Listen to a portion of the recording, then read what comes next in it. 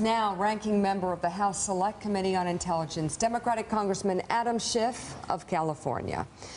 Congressman, very curious as to what you're interested in hearing today, given what we read yesterday. Well, I really think the primary mission ought to be getting the full facts from Director Comey, but also finding out about sources of corroboration.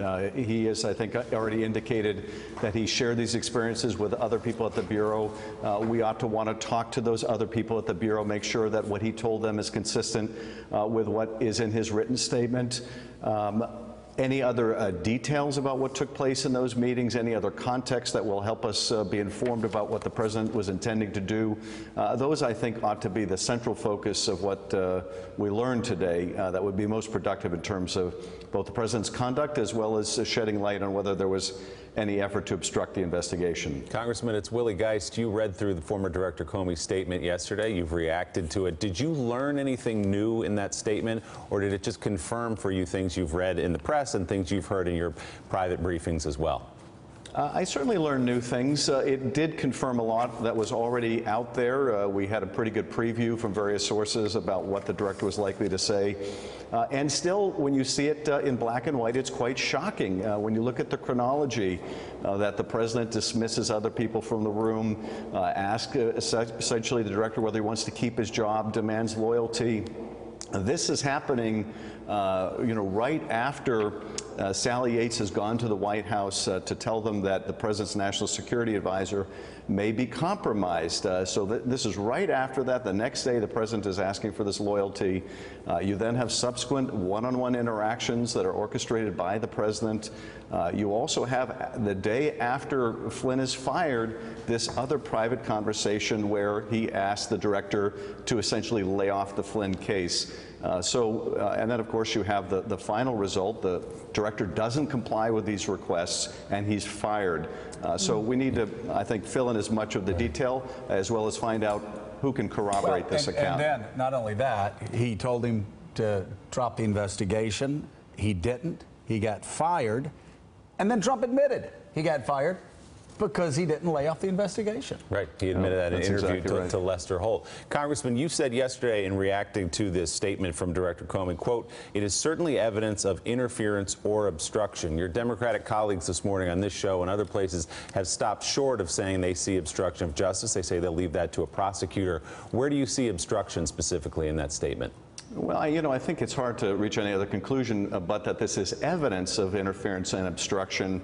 If you were prosecuting a case, you would seek to admit all of this, and there's not a judge in the land that would exclude any of it. The question is it sufficient evidence? Can it be corroborated?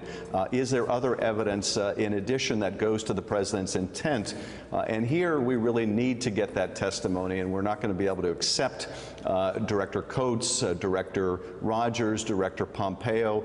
We're not going to be able to accept them saying we'd rather not answer those questions, because if there were similar conversations that corroborate what Director Comey is going to say today, if there are further indications that he was seeking others to intervene to make part of this Russia investigation go away, then it is even more evidence of an intent to interfere or obstruct.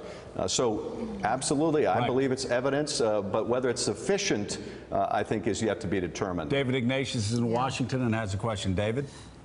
Congressman, there are two things that stand out in the prepared testimony of Comey for me. The first is the president's repeated request, please inform the public I am not under investigation.